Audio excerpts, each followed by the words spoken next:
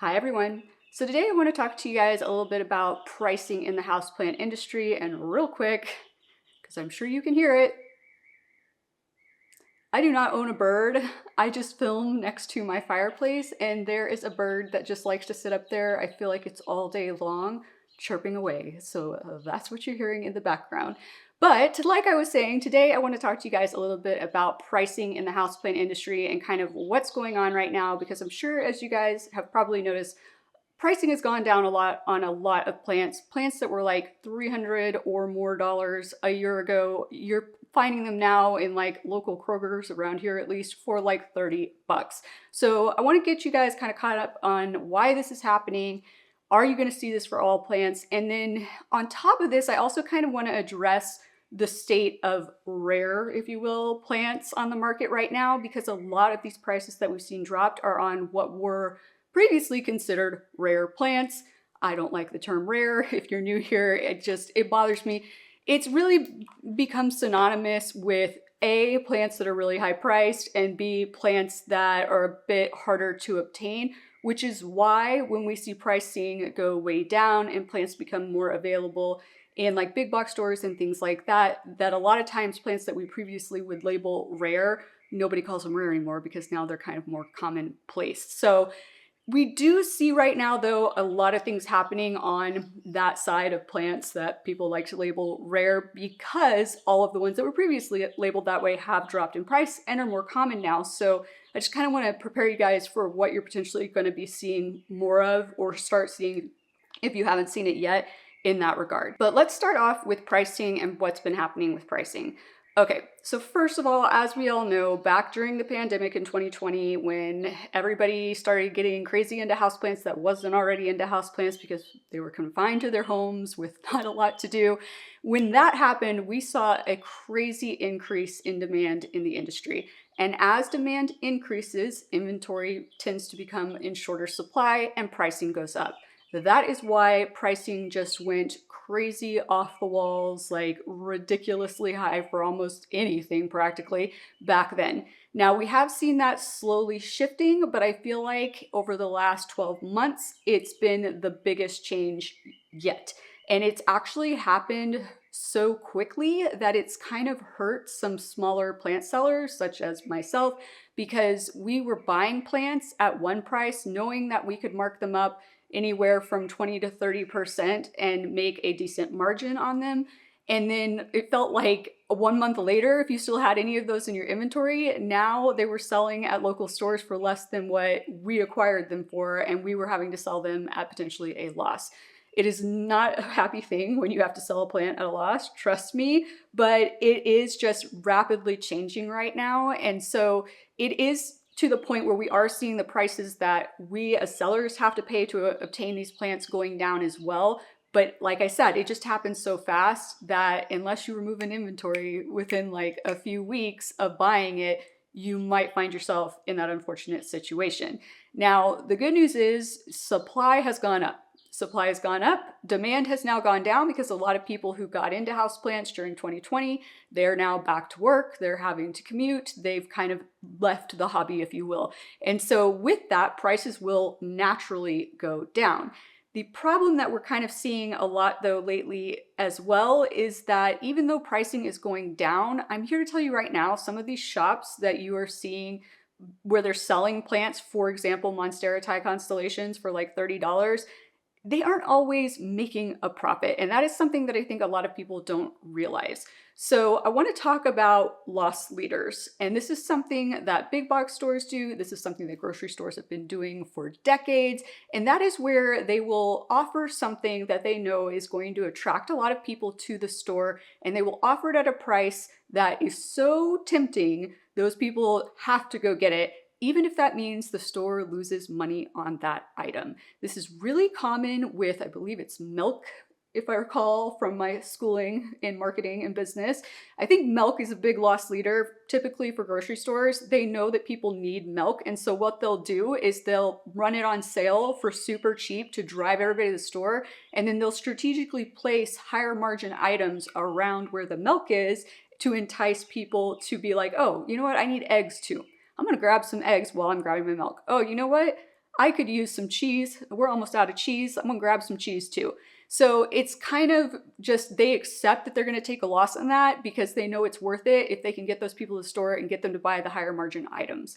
Now, I know a lot of people have speculated on some of these more rare-ish tropical houseplants that we've been seeing popping up in, for example, Kroger's, Costco's, Walmart's, things like that, are being sold at a loss. I don't know if anybody has verifiable proof that it's happening, but I'm here to tell you right now just what I've been able to see about what prices you can obtain some of these plants for right now as a seller, like what I can buy those for wholesale. And I'm talking like, even if I looked and said, because I don't buy in large enough quantities to get a discount, and that's another thing we're going to talk about here in a bit, is the quantity discounts that some of these major retailers are able to get. I don't buy in large enough quantities for me to be able to get as big of a discount as, say, like Kroger or Walmart or Costco would. One second, you guys. Scooter just knocked like 3 plants over. Give me a minute. Okay, plants are back upright, and I put Scooter in my office with his toys to hang out for a bit. I don't know, when I try to film lately, he just wants to go get into everything, you guys. But back to what I was saying. So with these volume discounts, like I can see, like if I could order, you know, thousands and thousands and thousands of these, what kind of discount I would get. And I'm here to tell you right now, most of the places I've looked at where you could acquire a Monstera Thai constellation that is this size. Let me scoot over so I can make this nice and big for you. Okay, that's better. So a Monstera Thai constellation this size, there's not a place I could find where they could be buying this for cheap enough to really be making any money off of this after you take into account the cost to ship it out to all the stores, get it stocked in all the stores, etc. So I have a hunch that a lot of these plants are being sold as loss leaders to drive people to stores, and it works, you guys. I cannot even tell you, I don't even remember. I think I was I on my way to go work out, or I was on my way back from working out when my notifications on Facebook like 2 weeks ago just started blowing up, and I was like, what is going on? And it was like, these had hit the local Kroger's in this area and everybody was losing their minds. Planty people were flocking to Kroger and they were showing their carts as they were leaving Kroger. Most people were buying more than one plant. We'll talk about that in a second as well. But in addition to that, they had groceries in their cart. So it's accomplishing the goal that the grocery store is looking for, which is, let's get all these people to flock here. They're going to buy these plants, but they're going to buy other stuff from us with higher margins while they're here. So that is part of the reason that I think we're seeing these plants so cheap in the stores. Now, the thing that really is starting to upset me a little bit is that people are now kind of getting on the case of other sellers, such as myself, or even like boutique plant shops, or not even like even just local chain shops like Rubiel's here that I love to shop at. They have like, I think 3 locations in the area. They're not going to be selling these for $30. They're not going to be able to make money off of that. So I'm kind of getting upset when I see people saying like, oh, why are they selling it for that? I can just go get it for $30 at Kroger. Well, first of all, the demand is so high for these, and Kroger knows it, and they want people to flock there quickly, so they're going to release a limited number. It's not something that's always going to be stocked there because, first of all, a quick reminder, you guys, it's a grocery store primarily, it's not a plant shop. So unlike a plant shop, which is going to keep bringing in more and more stock of these, that's not going to happen at Kroger, right? This is like, consider this like a coupon deal, right? It's like, hey, oh my God, flash sale, coupon offer, $30 Monstera Thai constellations. You're not always guaranteed that you're going to be able to go to Kroger any day of the year and find these for $30. So don't compare other people's pricing to this. This is kind of like a special situation. So that's kind of been annoying me. The other thing that's been annoying me is like, we've all seen people do it because you gotta question, when you see somebody wheeling out this many plants in a cart, you're like, what are you doing? Like, really, what are you doing? Like, I want to give you the benefit of the doubt and hope that you're buying them for your friend who can't run to Kroger right then. But we've seen it happen so many times where people will just rush in there, buy up as many of them as they can, and then they will turn around and they will try to flip them on the internet and sell them for higher pricing. I absolutely hate it. I'm not going to say I don't understand it because maybe this person, unlike me, doesn't have a floral license, even though it's really easy to get one, you guys, just saying. And they can't buy them for wholesale to then sell them to the public. I don't know, you guys. It really it irks me. It really does. It irks me for multiple reasons because like you're now preventing other people from taking advantage of this special pricing, and you're also preventing other people who maybe can't really genuinely can't afford to pay more than that for this plant the opportunity to own what has perhaps been a plant on their wish list for a few years now, right? That they thought they would never be able to get because they were hundreds of dollars before. So just once again, my personal opinion, to each their own. If you disagree with what I'm saying about this, that is 100% okay. It irks me. I'm not going to come after anybody for doing it, but it's just a pet peeve of mine. Okay, so another thing I want to talk about kind of in regards to keeping in mind that smaller plant sellers aren't getting as big of a discount on plants because they're not able to buy in as large of quantities as big box stores or grocery stores, things like that, is the fact that in addition to that, you have to keep in mind economies of scale. So the amount of time, energy, money that's being put into taking care of these plants, like running an actual physical nursery, first of all, for online sellers, just the sheer time you're having to spend to do preventative pest maintenance on the plants, to water the plants, to fertilize the plants, you know, to keep the plants looking healthy, doing everything you got to do so that they're always ready for when somebody wants to buy them. This is much more time consuming and much more costly on a low scale operation than it is on a large scale operation. For example, I have to water all of my plants. I do not have, like a big nursery would, a giant greenhouse with irrigation running through it, hooked up to a timer that probably has an app nowadays where I can just make sure it's running and watering it and I don't even have to be there to monitor it. So you have to keep that in mind. Now, as operations scale up, you're probably thinking, well, but they have the expenses of setting all that up. Yes, but that is capital investment expenditures. When it comes down to it, that gets paid off, like, well, depending on how they decide they want to do it on their taxes, can get depreciated over a number of years, or depending on how much money it was, they can take it as a one-time write-off in that year in which it was purchased.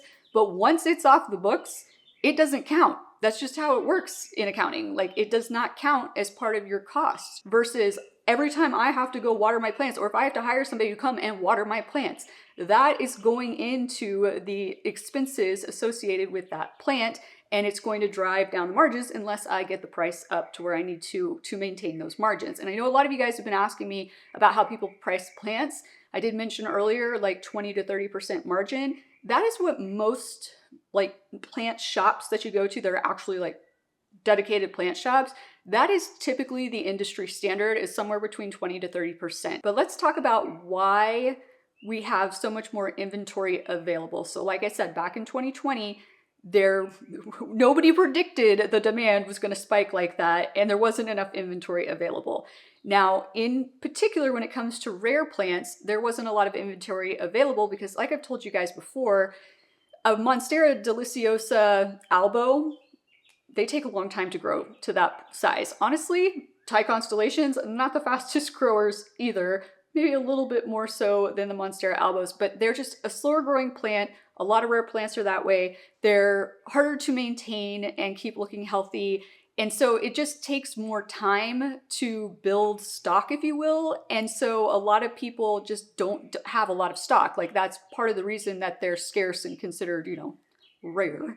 So what we've seen though over the last few years is that people more and more frequently are starting to tissue culture these plants. And when you tissue culture these plants, you can produce way more of them at one time, because think about it.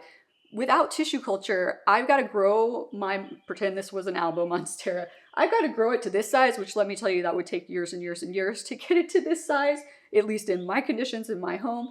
And then once I get it to the size, I can start propagating it. Well, I can only propagate so much off of here before I have to stop and let the plant like recover, or it's going to die. Then I've got to get those propagations rooted. I've got to get them potted up. I've got to get them established. And now I have maybe, I don't know, we'll just ballpark it. I don't know. Maybe we get like 10 might be pushing it. Let's say we get like 6 or 7 propagations off of here that are decent.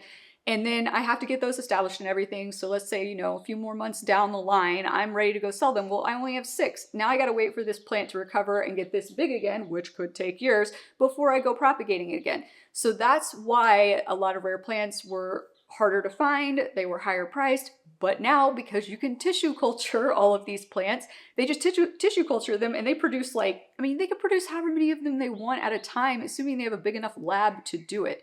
So that is why we now are seeing so much more inventory available of these plants, is because of tissue culture. Now, as I've mentioned in previous videos, there's a whole stigma around tissue culture going on as well. Separate video. I know you guys have been asking for it. I will work on it for you. But it's just what's happening, you guys. Tissue culture is just part of plant life nowadays. It's getting harder and harder for you to find out if a plant you're buying is actually tissue culture or not. So it's something we're all just going to kind of have to get used to. But that is another reason that a lot of these plants, such as the Monstera Thai constellation, are more readily available and the price is going down. We've seen this with a lot of the hybrid philodendrons that they're now tissue culturing. So strawberry shakes is another one that popped up in HEB, which is a local grocery store around here, for like $55, when a week before that everybody was selling them for a couple hundred. And then we were all like, well, great, I guess now that HEB's got decent sized ones for 55, I'm gonna have to slash my price and lose money on it, which I lost money on every single one I sold, I think, except for one, you guys. Super annoying. But yeah, so all these hybrid philodendrons that you're seeing now, part of the reason you're seeing so many of them so readily available is because of tissue culture. So this is where I want to move into talking about what the rare plant market kind of is evolving into and looking like today. And I do have some images I'm going to be referencing and throwing up here for you on my phone. So let me just get those up so I don't miss anything. But, and I'm not going to say, let me just say up front, these plants, some of these I think are tissue culture, some of them aren't. Some of them I couldn't find definitive answer anywhere as to whether they were or they were not. But there's definitely some trends going on here, and the prices on these plants are still crazy high. That does not mean that they're not going to come down, but what's going to happen, you guys, continually is, or at least this is my prediction, these plants that I'm about to show you, somebody's probably going to start tissue culturing them. They're going to get flooded into the market more and more. The price is going to go more and more down. And these are going to continually get replaced with something new, and those new things are probably going to be following along the same lines of why we're starting to see these things. So let's start off with, since we've been talking about Monstera deliciosas, this Monstera deliciosa mint. Right here from this particular seller, which this is Happy Plants in Oklahoma City. It is just a local plant shop. They do sell, I think, on Facebook for shipping possibly, but I know a lot of people here, because we're not like that far away. It's like a few hours to go to Oklahoma City. Sometimes people will just go and be like, anybody wants to buy something from them, I'll mule it back. You know, I'll drive it back for you. But yeah, so they've been popping up a lot more of what I would consider some of the newer rare plants, or like, not even necessarily new, because some of you are probably screaming at the screen, that plant's been around for years. But I mean, now it's becoming more popular because all of the previous rare plants, such as like the Monstera Thai constellation, the philodendron strawberry shake, etc., are now considered not really rare anymore because they're so readily available and they're cheaper. So this is the kind of thing we're seeing start to replace those plants. Now, personally, this is not the best picture I've seen of one of these. If I can find a better picture just to show you kind of a more zoomed out look with the leaf that's not quite drooping on the edges like that, so you can kind of see the coloring, I will. But basically, this is a variation on a Monstera deliciosa. This is some kind of mutation that happened. It has a minty color to it, and then it's typically referred to as ocean because a lot of people think it resembles like ocean waves. I've never understood that. I don't get that when people say that. I don't know if somebody wants to explain it to me. Maybe I'm just not visually thinking about it correctly. Feel free to educate me in the comments below. Not to say that it's necessarily a bad looking plant, but this is like a one leaf rooted, lightly rooted, it says, cutting for $485. So this is the kind of thing that we're used to seeing with Monstera albos, and once again, even with Monstera Thai constellations. Because I know when I got mine about a year ago from Aroid Asia, like for free, they sent it to me for free. I think at the time they were selling them for like, I want to say like $300 something, like wholesale. People were selling them for like $600 retail, and you saw how much it dropped. So I feel like this is like a replacement for that. And I think we're going to continue to see Monstera variations become the new rare for Monsteras. And most of the time, you guys, this is one of the ones where I couldn't really figure out if this was being tissue cultured or not. But with a lot of them, what I think we're going to see start to replace these rarer Monsteras that are not really rare anymore are going to be tissue culture mutations. So for example, the Monstera Thai constellation creme brulee, as it has been dubbed, which is just a much more higher variegated, very creamier looking Thai constellation, if you will. This is a tissue culture Thai constellation, just like all the ones we're starting to see hit all the big box stores and everything for super cheap, but it's a mutation that happened in a batch of tissue culture. So it could have been like the whole batch could have been more along the lines of this, or maybe only a few in the batch were along these lines and they like selected them out, segmented them out, and started producing even more plants from that to kind of continue this on. But the fact is, it was a new mutation. It's not going to be as readily available because it's got to take time for the plants to mature. Once they do kind of like figure out and section out like the plants that had this, then they've got to go through the process of creating more of them, which if they're doing it correctly, you guys, they shouldn't be just using the exact same DNA from that plant. Once again, tissue culture video with more specifics coming to you at some point in the future, but you have to think about it this way. It's kind of like how humans shouldn't breed within families, if you will, because it can cause problems, genetic defects, things like that. If you constantly use the same DNA over and over to clone again and again and again without any kind of change to it, you can see bad things start to happen in the genetics of that plant. So it's not like they could just immediately overnight start producing creme brulee Thai constellations at the same level that they were regular ones. I hope that makes sense. But yeah, that's kind of what I see happening in Monstera deliciosa land. Now, we will continue to see a lot of like variegation where we had plants that weren't variegated before. So we know over the last few years, we've talked before in a recent video about some of those, such as the philodendron micans variegated, the melanochrysum variegated. Like anything variegated is still going to be hot, you guys. And as long as it's hard to find and not readily available everywhere, it's going to be higher priced. So for example, we have a ton of mint plants popping up. I mentioned that in a recent video as well, that mint is definitely trending right now, if you will. This is actually a Rhaphidophora tetrasperma mint. This is on Steve's Leaves site. They are doing auctions. They're revamping their auctions, honestly. Like their auctions used to primarily be Monstera deliciosa albos, but now they're adding in a lot of new plants, and this is one of them.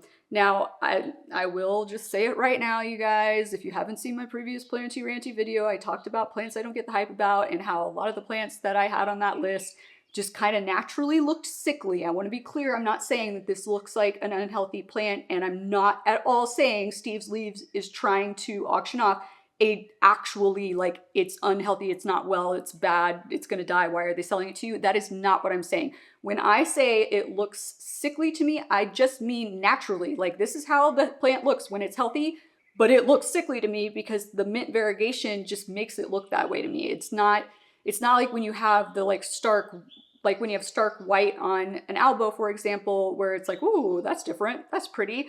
This just looks not quite right to me, right? But it is a healthy plant, you guys. I guarantee you Steve's Leaves is not selling you unhealthy plants. I have plants from them. They're fabulous. I'm not bashing Steve's Leaves. I actually think they're like one of the most reputable online plant sellers that is still out there. So just my opinion that I think it doesn't look very healthy. Now I forget how much this was going for. I will flash it up on screen for you. But yeah, this is some of the new stuff that we're seeing hit that's going to be hot to trot for a bit, and it's going to be higher priced, once again, until somebody starts to tissue culture it and it goes down, and then it will get replaced with something else that is new, likely variegated, for a bit until the cycle just keeps to repeat itself. Now, the thing is, you guys, because this cycle is repeating itself, like the time to go through the cycle that I'm describing is much shorter than it used to be because of tissue culture. I guarantee you probably somebody somewhere, maybe in Thailand, in all likelihood, has already started to tissue culture this plant, right? So it's going to happen way quicker. And because of that, I feel like we're going to start to see the plants like this when they first come out and we don't have mass quantities of them available. I feel like we're going to see crazy high prices compared to what we've seen in the past, because people are going to try to get as much as they can for them, I feel like, before they become mass tissue cultured. And then it's probably going to become a thing where it's like, oh, I have one of the OGs before it was mass tissue cultured, which, to be honest with you, some of these, like I was talking about with the creme brulee, they're already tissue cultured. It's a mutation that happened from tissue culture. It's just, things are going to get a little bit crazy, I feel like, you guys, before maybe things normalize back out again, but who the heck knows. Okay, now this next one, I just had to put this in here because I had to laugh when I saw this, because if anybody has been here for a while, you'll know the Peperomia argyrius, no, argyria, yes. Peperomia argyria, aka watermelon peperomia, is like one of the most ridiculously difficult peperomias to grow in my experience, and I know in a lot of your experiences as well, unless you live in Australia. We've been over this. For some reason, this plant loves to live in Australia with people. They have beautiful ones. But here, it's usually cracked leaves, curled leaves, all kinds of things. Well, now we have a variegated version of this because we just needed to make it even harder to keep it looking good, right?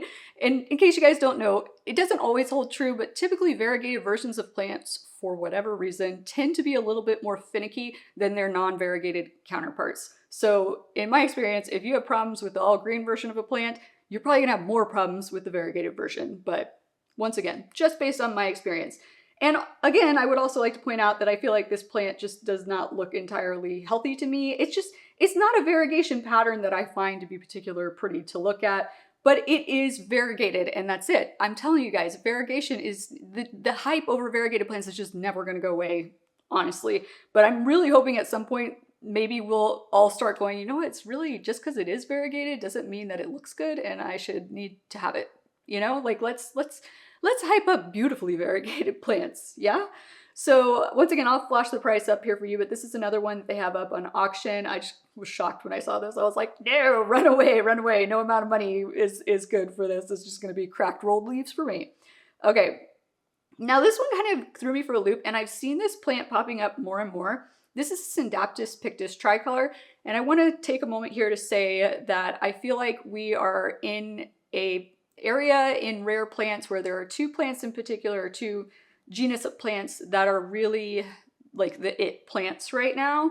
And I don't know how long that bubble is gonna last, but right now it is number one, at least in my opinion, is Alocasia. And we're gonna get to some Alocasias here in a second. Number two, I feel like, is Scindapsus. Now, Scindapsus has been popular for a while now, the more rare varieties, but I feel like they're becoming a little bit more readily available, the number of rare varieties. Now the prices are still crazy high. I will flash up the price for this one here for you. This is a Scindapsus pictus tricolor. Now this one in particular I wanted to talk about for a second, you guys, because this does go back to the whole thing of like, when is too much, right? Like, are we just hyping plants to hype plants because, or are we just buying them because somebody said it's rare and it's a tricolor? Because honestly, you guys, if we're zooming in on this, this does not look that much different than a Scindapsus pictus argyrius to me. It looks like a relatively small leafed Scindapsus. It does look like it has probably a little bit more silver on it, but I don't understand why it's being referred to as a tricolor, because it's not like I'm seeing really three distinct coloring patterns on this leaf. So this one is just a little bit confusing for me. Is it a beautiful plant? Yes, but I just don't quite understand the naming of it. Like, I don't know, it definitely has like more silver. I'm not saying it's not a pretty plant. It is a pretty plant. I just don't get the name of it particularly. And once again, it's like, don't just hype it to hype it because it looks so common. Now, I'm guessing this probably grows very similarly as well to a regular Scindapsus pictus argyrius. I imagine it's not that much more difficult. Now, this does not hold true with all of the Scindapsus. So let's look at a Scindapsus that I absolutely love next. And we're going back to that seller that's in Oklahoma for this one. This is the Scindapsus mayari. I think that's how you pronounce it, you guys.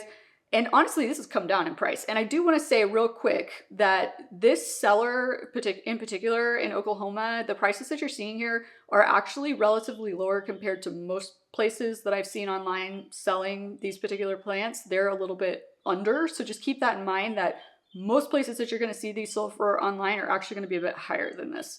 How much higher is going to vary. But this plant's very beautiful to me. This is kind of like, in my mind, is a bit like an albo version of the Scindapsus pictus exotica. So this does get like the bigger leaves, and it does have this nice white sectoral variegation on it. I think this is a beautiful Scindapsus. Now, it's going to be harder to grow just because anything with white on it, you're always going to have the risk of it browning up, crisping up, dying off. So definitely that's part of the reason that the pricing is higher, is because they are harder to get to this point to be able to sell. So just keep that in mind. But I do see this trend continuing, especially since a lot of the overseas sellers are really ramping up the number of varieties of Scindapsus that they have, and people are going to start importing them. And as long as they can have the magic secret to keeping them alive, because sometimes Scindapsus don't import fabulously, you guys, to be honest.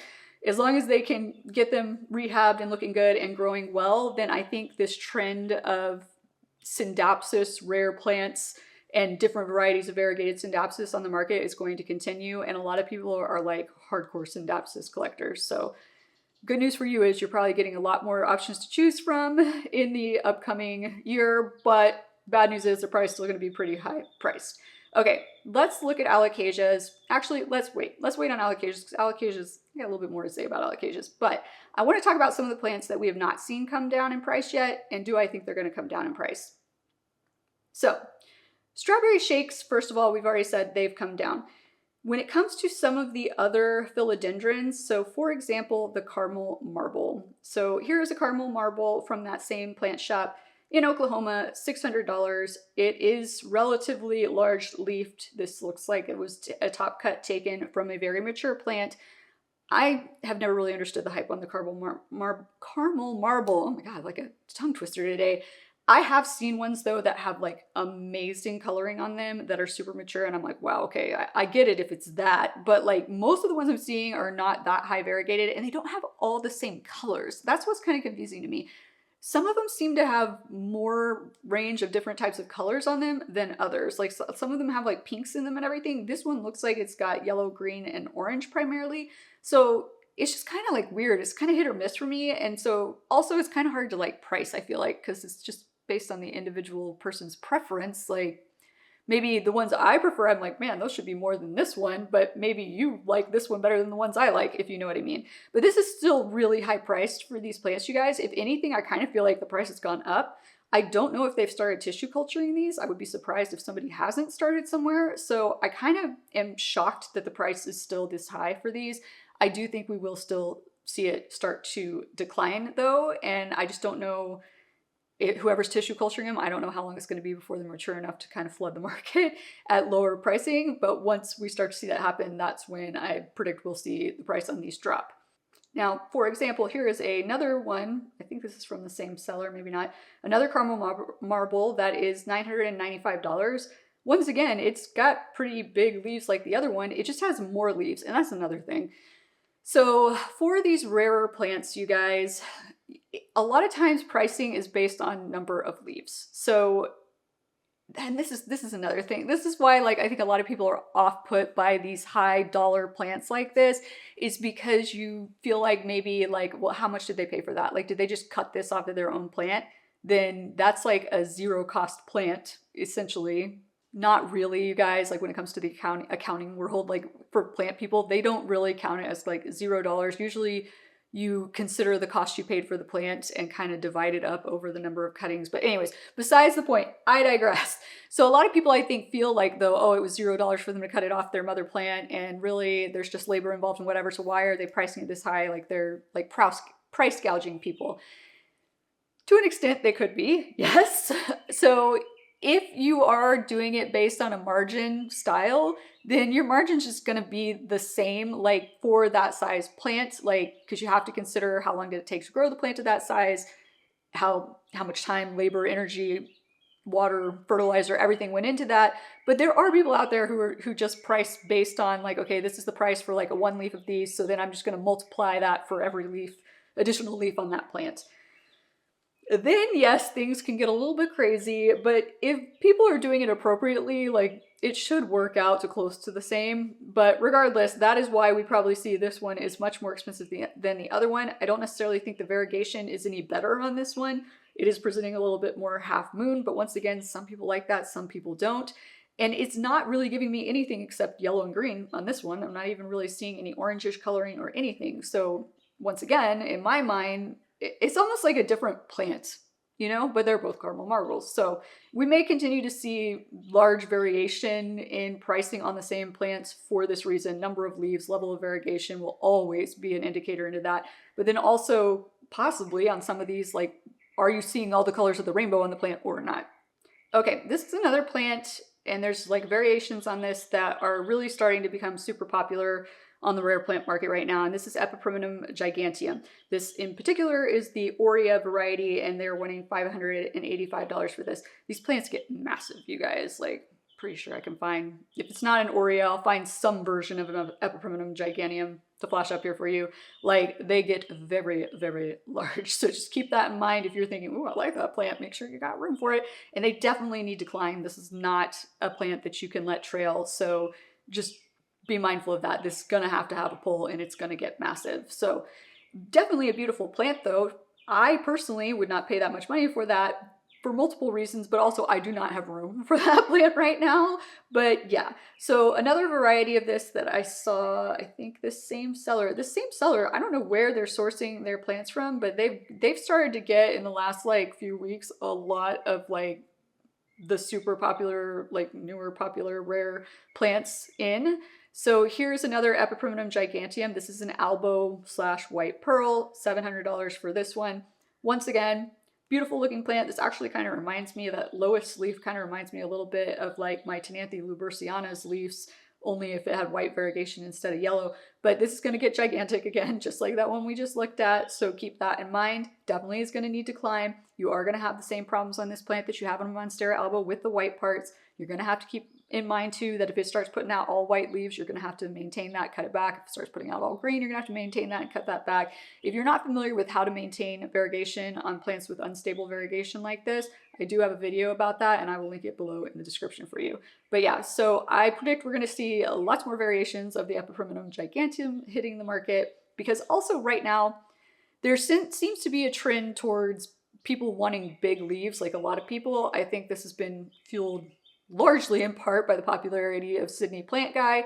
And so the larger the leaves you can get on a plant is like the bigger status symbol right now. So anything that has the name giganteum in it, I have a feeling that is a climber too in particular, I have a feeling is going to become more and more popular over the course of this next year. Okay, so let's talk about alocasias now. Variegated alocasias in specific. Variegated alocasias are like the thing. They're the thing. I was in a live plant sale, several live plant sales over the weekend, just kind of checking things out, doing a little bit of shopping. I'll talk about that in a upcoming video with you guys. But I was kind of like shocked, like, first of all, how much they were going for, how many people were like interested in them. I was just like, whoa. And like at the size they were, it was crazy. It was crazy. So I did find from this seller that they had a few variegated alocasias they were selling. And I was shocked when I saw the pricing, you guys. Like, oh my gosh, like this is what I'm saying. These are so popular right now, and these can be tissue cultured. So I don't know if they are tissue cultured. If they are and they're that price, I'm just like, what is happening here? This is one of those areas where I'm not sure what is going to happen. Like they could be tissue cultured, they could not be tissue cultured. We could see the price come down over time because they are tissue cultured, or maybe we don't, because honestly, you guys, you know, alocasias can be very finicky sometimes. It's really hard for some people to get out of the 2-leaf club. They're not always the easiest plants for everybody. Now, I'm not saying some people have an easy time with alocasias. So like if you're one of those people, good, you're good. But for a lot of people, they're not. So here's the first one I want to pop up here. This is the Alocasia Simpo Albo. Now, I looked up a regular Alocasia Simpo. It is just like a plain green plant, but this is obviously an albo variegated version of this. And for a relatively small plant that looks like it's in a 2-inch cup, like the ones I use, and it is $1,550. That is one of the highest priced plants that I have seen just like in local feeds for plants in quite a while, you guys. The other thing to know about variegated alocasias, and this is why I am just kind of shocked at how high a price these are going for, is that the variegation tends to be unstable in all alocasias. If somebody has definitive proof, I'm talking, you got some scientific solid paper saying that there are alocasias out there that are going for this price that are actually stable variegation, please drop a link for all of us in the description below. But in my experience, in everything I've heard from everybody who has had variegated alocasias before in the past, is that they tend to be highly unstable And when it goes, it's gone. It does not seem to want to come back, and it tends to, like, one leaf is, the plant's beautifully variegated, your old leaves start dying off, your new leaves start coming in, they're a little less variegated, then the next ones are a little less variegated, and so on and so forth until you get non-variegated leaves.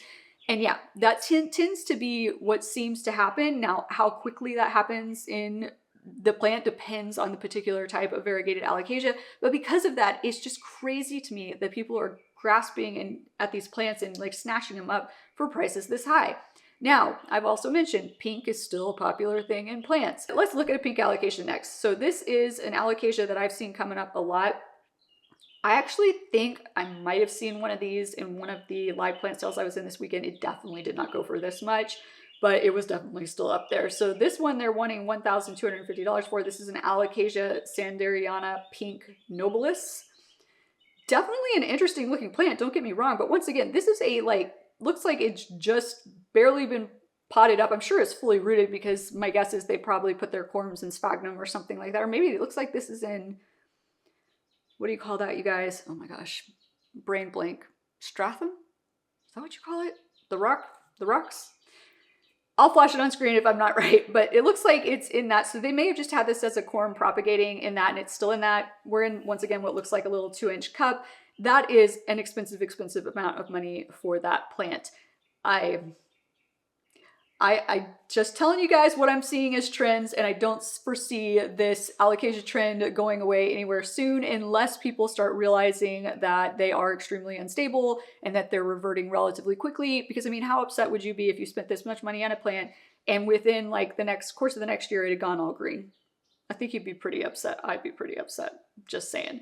So that is definitely one of the ones where I'm just like, I can't even believe this. But there are so many different varieties coming out right now, you guys, of variegated Alocasias. I haven't seen any of them selling for like less than probably about, I don't know, $500 for a small situation like that.